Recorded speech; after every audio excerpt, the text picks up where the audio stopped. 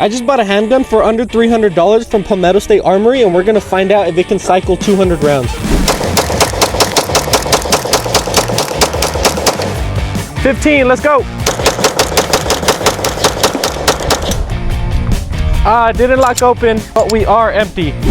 The whole point of this video relies on the fact that this gun runs properly and does not jam, because paying $289 for something like this shouldn't work, right? Well, we got some paper targets and we got some steel targets. Go ahead and start putting the first mag through. So here go the first 15 rounds. I'm not even worried about hitting the target. I just want to make sure they cycle first. Come on, Dagger, don't let me down. Don't let me down.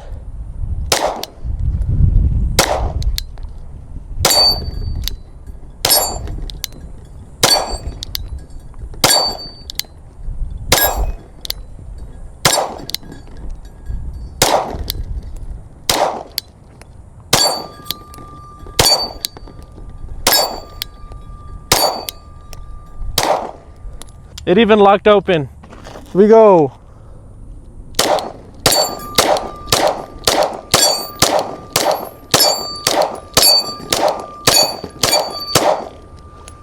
Win number 2.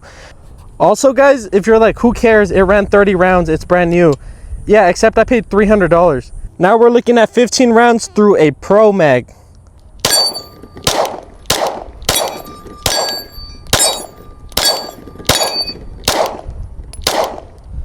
Bro, my target moved. I can't really hit it now. It's actually facing that way. So let me see if I can still. Yeah, but now they're ricocheting. Hold on. Our cutting edge technology here does tend to give us some bugs every now and then. I didn't wipe my sweat on purpose, but I'm telling you, it is so hot and I smell like hot dog water. Anyways, let's finish these first 15 rounds. Locked open, empty mag. So far, 3 for 3. This thing is just taking them out. This is round number 1 for an accuracy test.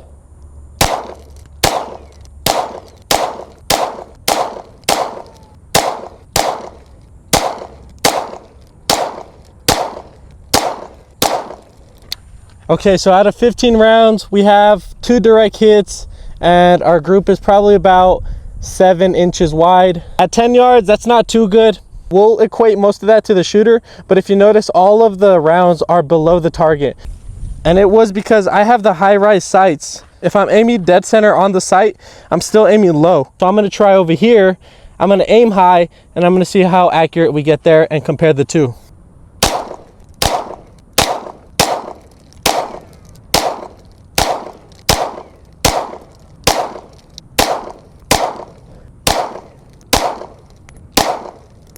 Okay, so there we go. Now we got a more focused group for sure, because that was more conscious aiming. Now I kind of knew how the gun was shooting, and that looks a lot better. Now this grouping is probably about 6 inches, except that's an outlier. So if we're really taking these into consideration, that's like a 4-inch group, which is way better than that one. Again, this is within 10 yards. Take all this with a grain of salt, okay? We just want to see if the gun works and if it's fairly accurate, which it proves to be.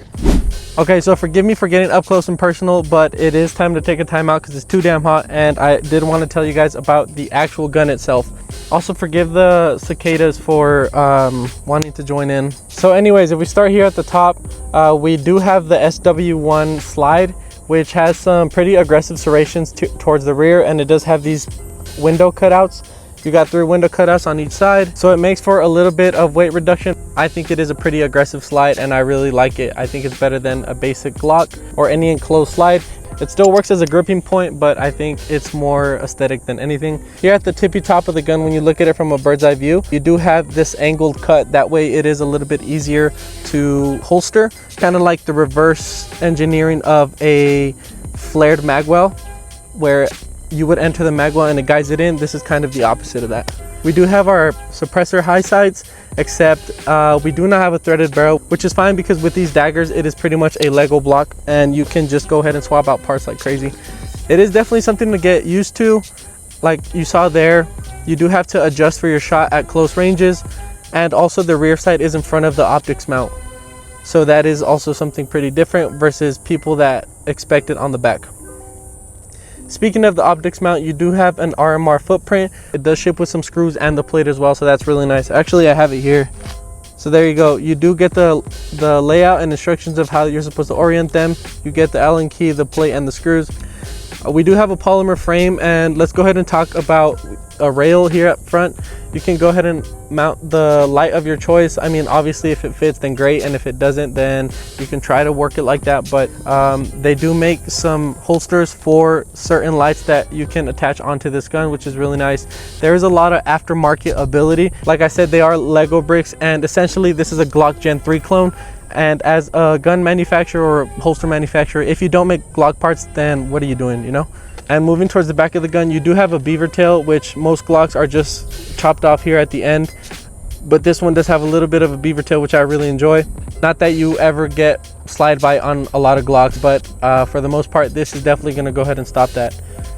And now looking at the grip, it is a very simple to mild textured grip. I really like it. I've always been of the thought process, it's better to have less and work it up to more than more and not be able to work it back down. If you want to stipulate yourself, then go ahead. If you want to add a rubber grip, go ahead. But I think this works just fine. But that is one thing that I do see people complaining about the most, and I'm not really sure why. Now, before we move on to this little cutout in the grip, I do want to talk about this mag release. Okay, so the mag release works, and that's not the issue. The issue is it's freaking tiny, okay? Just from a regular shooting stance, mag in, here I cannot reach it. I cannot reach it at all. I'm touching it, but I can't eject the mag. What I have to do is I have to adjust my grip. Not only is it a little bit hard because there's such tiny little surface area, it's pretty difficult to press, and also you have to bottom it all the way out, which means you really have to adjust your grip and rotate your thumb around to drop that mag. So what I have seen is that people do switch out the mag release, whether they add a bigger face to it or completely switch out the internals of it. But the point is, I know that there are aftermarket parts for it. That is one thing that I'm gonna look forward to do. Again, I don't shoot it competitively. I don't shoot it at a fast pace under pressure. So this is fine for now, but you definitely want easier access to that. Now moving down here to the bottom of the grip, you do have this huge cutout. I kind of like the look of it, except the functionality I don't really understand. Apparently what you're supposed to do is if that mag were to get stuck in there, you get to really dig your fingers and pull out. I don't know when your mag would get stuck, so it kind of looks a little funky, but I actually don't mind it at all. Again, these cuts and these weird angles that this gun has, I really enjoy. Now there is aftermarket flared mag wells that you can add, which is like 2 little clip-on accessories that convert it into a complete grip without those holes there, and also a little bit of a flared mag well. But again, it's not a big deal. This is for a complete casual. I do want to talk about the mag. So this is a 15 round PMag, and I bought an additional 15 and 18 round Pro Mag for them. So far they have cycled, as you guys have seen. But the thing is, I did want to say, for $300, I'm not sure if they save money on the magazines, but this has been used twice and there's like chafing on it and it looks used already. From what I've seen in other reviews, probably they're used, because there's no way that this is new. I'm telling you, that was like that before I've used it, I promise you, because I even noticed. I was like, did somebody use my mag, or is this a chopped one? And it does only ship with 1 magazine, which kind of sucks. But again, so now to talk about the internals of the gun, there's a couple things that I did want to talk about, and the first one was that there is a stainless steel guide rod in here. To get to that guide rod, it is a simple Glock takedown. You go ahead and pull that slide back, these traction clips down, you release it forward, and that's it. There's nothing too fancy about it. So instead of a polymer guide rod, this is a stainless steel guide rod. Many people are like, well, my polymer one's never broken on me anyways. But the point is, if you're paying $289, wouldn't you want more value? And I would argue that the polymer one is gonna break before this one breaks. So that's something that you would just choose by default, wouldn't it be? Honestly, it's the little stuff that PSA is doing. They're taking an already working gun and they're just adding little parts that give it that extra value for the price that you pay. Essentially, that guide rod is exactly like this little edge here on the slide. It's not a huge deal, but it's the fact that they changed that and it makes the gun different for the value. Now it's time to get back to the shooting again.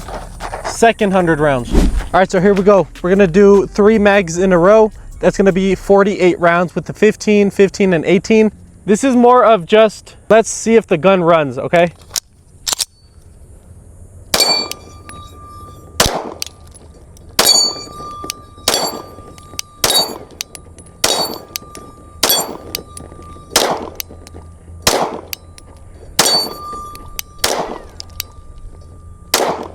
Why is it shooting? What the heck? Okay, locked open. Let's do it. Another 15. Again, just mag dump into this one.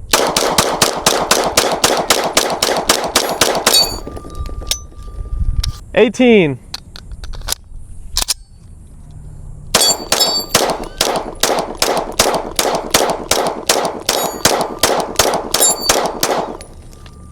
Locked open. One of the final mags. Let's go ahead and dump it and see if it runs.